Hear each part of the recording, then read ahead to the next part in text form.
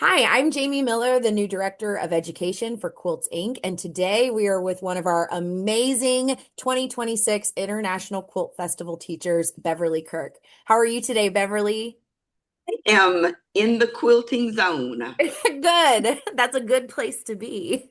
So, before we get into your classes you're teaching this year, just tell us a little bit about your quilting background. What got you started in quilting? What began your addiction? Let's, Well, before the addiction, I did take the old home economics and yep. learn to sew. My mother sewed, my grandmother sewed, but there came a time in particular when my dad passed away and I needed something to fill the void, and he wore beautiful ties. I took his Oh. ties and I took little bitty squares and triangles and tried to put them together and found out I didn't know quilting. I can sew, but I didn't know how to quilt. It's From different. that day on, I said, how do they put these pieces together? And really, that began a journey of friends and women and classes. And from there, it's no stopping me. I have just enjoyed the journey. That space has been filled Oh, when I I love create it. something. Yeah, that sense of needing and wanting, and the fiber and the fabric and the memories go together Oh, even today. oh, I love that. And I think, for so many of us, not specifically just quilting, but all of the fiber arts or really any art form, whether you're a painter, quilter, whatever, I think it's so therapeutic for us.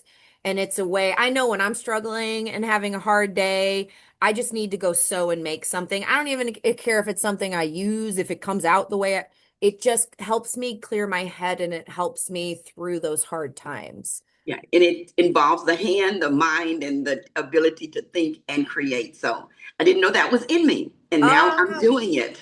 oh, I'm so glad. And everyone's glad that you are still doing it. So that's awesome. So let's talk a little bit about your classes. We're keeping you busy. I got a few things for you.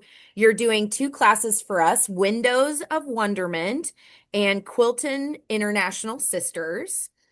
So excited. And then you are participating in our Friday morning sampler called Kawandi Style Quilting. And then you're giving a lecture, Quilts from the Deep South. So, without telling us everything in the classes, just give us a little bit of a taste of what we can expect in all of the stuff you're doing for us. Because Houston is such a big deal, it's wonderful. The venue, the people that I've met over the years. Um, I want to do something different, unique, and knowing that the class and the audience will be fulfilling. Mhm. So I've taken a 3D concept of making a window, and wonderfully, it is folded fabric and they're large blocks so the class can complete the Oh, project in that window of time and then go and be able to recreate in several different ways. So the windows of wonderment is a 3D technique that lets you take the fabric simply, easy. But when I say wonderment, it's a wow effect. You also mentioned the International Sisters. mhm. Sometimes the old things become new and creative. Absolutely. And this is where, again, I have the opportunity to teach and present.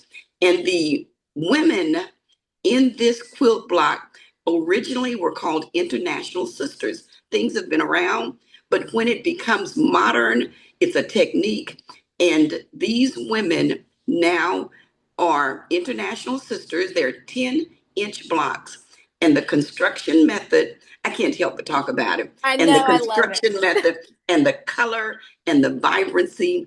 I love quilting because when you take one technique, one block, you repeat it and it becomes a magnificent. They say, how did you do that? My students will learn a block and be able to go far and wide with their colors, with their likes, and they'll do it. My Oh, my I love friends it.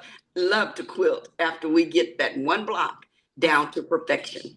it just opens so many doors, and it's so fun as a teacher seeing the light bulb go off. When you talk about, I'm going to go talk about that Kawandi because Yes. this is my opportunity again to share in the cultural realm of styles of quilting.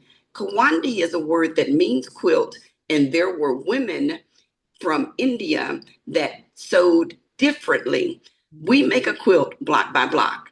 This will be a hand technique sewing that we start in a different place of placing fabric, hand stitching, and we end up in the center of the block.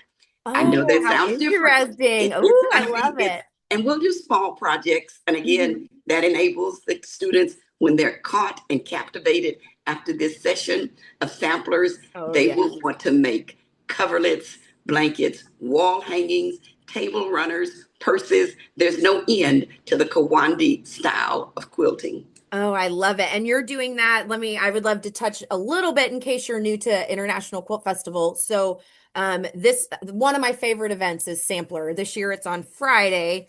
And so it is 20 artists, around 20 artists, and it's upstairs on the third floor in our giant ballroom of the George R. Brown.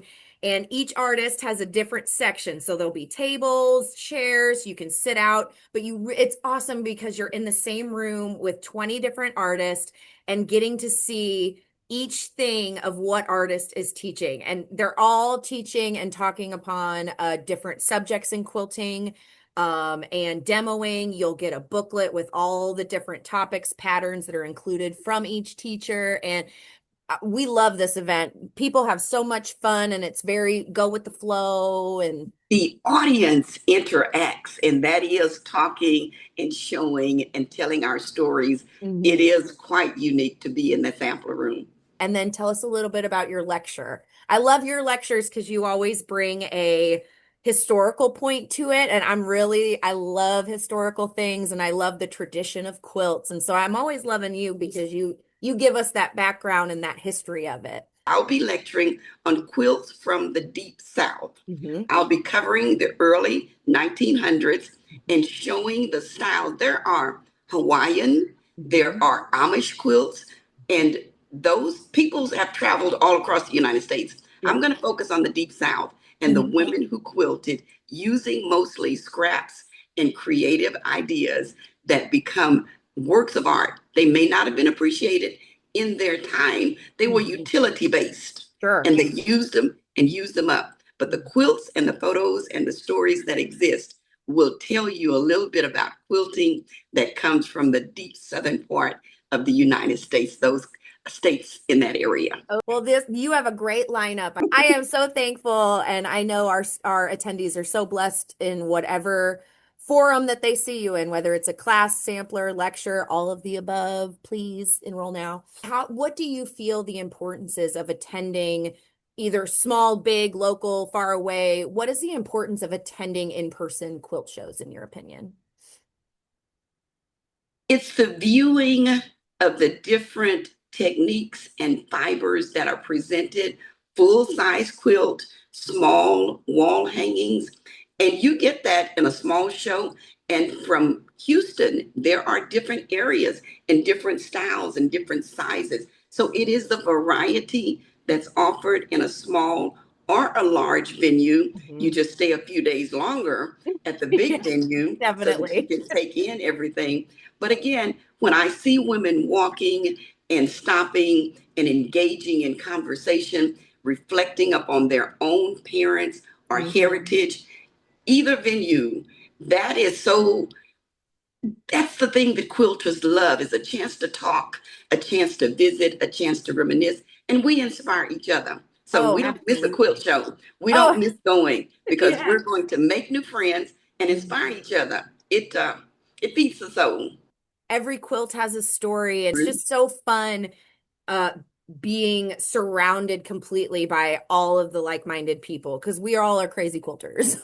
And let me say this, it has changed my perspective because sometimes I would put people in a box or even Sure. prejudge. But when we have a common ground, I find the commonness of women who work, raise children, have pets, and go and come and achieve. We reinforce the goodness that is in us. I learn from people. It opens up my perspective.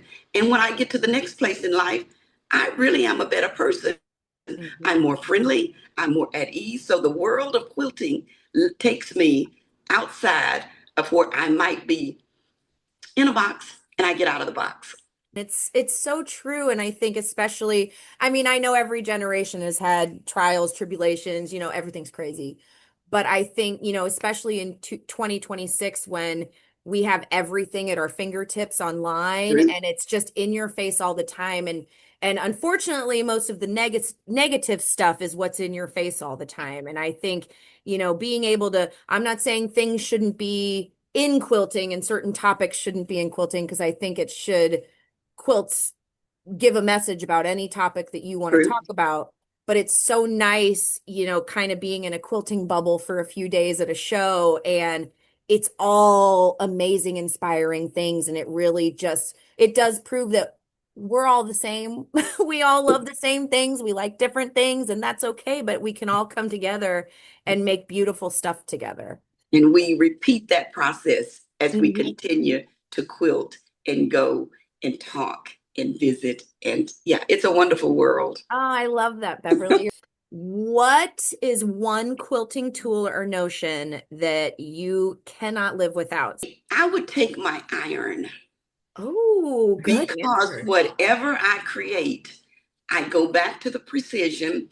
I Mhm. did accounting, I did piano, I did typing, Oh, and I wow. like that precision Mhm. and that crispness. The fabric is almost flexible and it's malleable, and I can iron out press out my mistakes. I can Well set the done. fabric, I can answer. But when I am pressing the blocks that I put together, Mhm. those are the moments that I feel completeness, I feel perfection, I feel good. I feel the slight heat.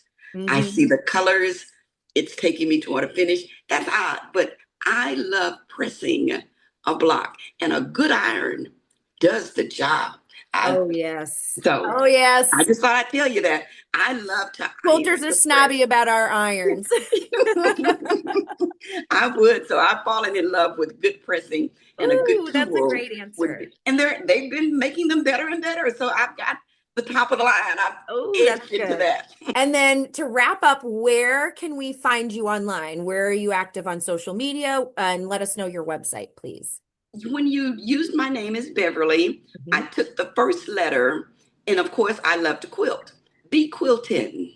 So when you say be quiltin, it Mhm. is Tin, as Okay. in cooking, sewing, And talking. and Quiltin. Yes, and quilting. So anywhere you type in be quilting across the social media, that is where you will find Beverly Kirk. I have a website, Instagram, Facebook, a little bit of Etsy. Just where else can I Oh, go? And then I'm I- then I'm on with you today. What more fun could I have for be quilting? That's what I Awesome. do. So we will see you in November and go sign up for all of Beverly's classes. Take care, everybody. Bye, Beverly. Bye bye.